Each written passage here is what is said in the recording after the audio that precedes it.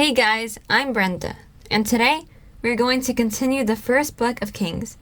We have our channel in Spanish, and we'll leave the link to it. We also have our arts and crafts videos. This story can be found in 1 Kings chapter 15, verse 9 through 15, and in 2 Chronicles chapter 14 to 15. Let's listen to the story. When King Abijah of Judah died, his son Asa succeeded him as king. Asa wanted to do what was right in God's eyes, and ordered that sacred stones used to worship false gods be smashed to pieces. He removed incense altars, idols, and poles set up by those who wanted heathen worship. The king then encouraged the people of Judah to obey God's laws. The nation was at peace, and Asa used this time to fortify the cities. Strong city walls with towers, gates, and bars were built to strengthen their defenses. "The land is ours," the king declared, "because we have sought the Lord our God."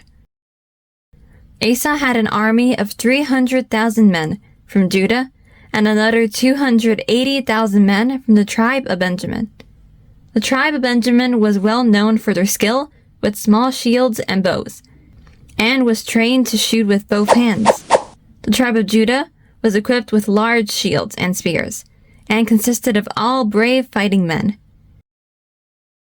King Zerah from Cush, modern-day Ethiopia, decided to march his vast army to attack Judah. They had 1 million fighters and 300 chariots. King Zerah and his soldiers approached Judah from the south. Asa gathered his troops, and they took up battle positions in the valley of Sephatha, near Marisha. Asa called to the Lord for help. "Only the Lord can help the powerless against the mighty," he declared. The vast army of Cushites faced King Asa and his men. Asa called out, "We're relying on you, Lord. In your name we will fight this vast army. You are our God. Do not let these men have victory against you." The battle began. King Asa's soldiers with their bows, arrows, and spears against the chariots and fighters from Cush. The Lord gave King Asa and the army of Judah the power to overcome their enemy. The army of Cush fled for their lives. King Asa and his soldiers pursued them all the way to Gerar, crushing the mighty army of the invaders. They destroyed the nearby towns and returned to Jerusalem with much plunder, including herds of sheep, goats, and camels. When Asa returned, God sent Azariah, son of Oded, the prophet, with a message for the triumphant king. "Listen to me, Asa, and all the tribes of Judah and Benjamin," Azariah prophesied. "The Lord is with you when you obey him. If you seek God, you will find him, but if you forsake him, he will forsake you. In the past we have been without the true God, his laws and teaching. It brought us great distress and turmoil. But as for you, be strong and do not give up, for your work will be rewarded." Encouraged by God's words, Asa repaired the altar to God in front of the temple. In the 15th year of his reign, the nation assembled in Jerusalem to worship God. 700 cattle and 7,000 plundered sheep and goats were sacrificed as people eagerly sought the Lord and found him. They made an oath to obey God wholeheartedly, shouting out their promise, accompanied with trumpets and horns.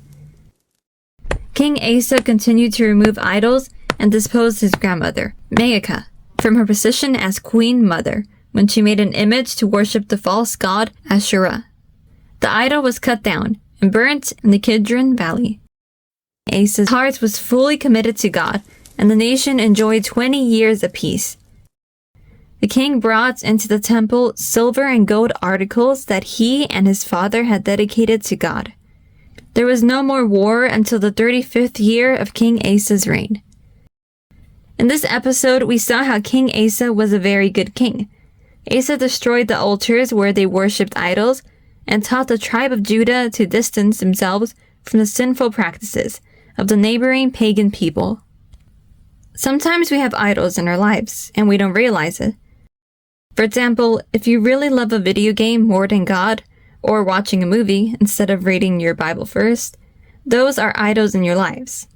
Like Asa, we must tear down all the idols in our lives. That is, we need to remove all the things that distance us from God. King Asa did well because he was faithful and trusted in God. Asa teaches us that a godly ruler or leader can help an entire nation to obey and follow God's commands. That is why it is important to always be faithful to God and to trust Him. Like Asa, we must do our best to guide other people to God and let them know Him. Our hearts must be committed to God always. God will always guide you and help you like He did with Asa. Always remain faithful to God and follow His word. Remember, read your Bible every day and trust in God. Thanks for watching. Don't forget to like and subscribe. We'll see you next time. Bye!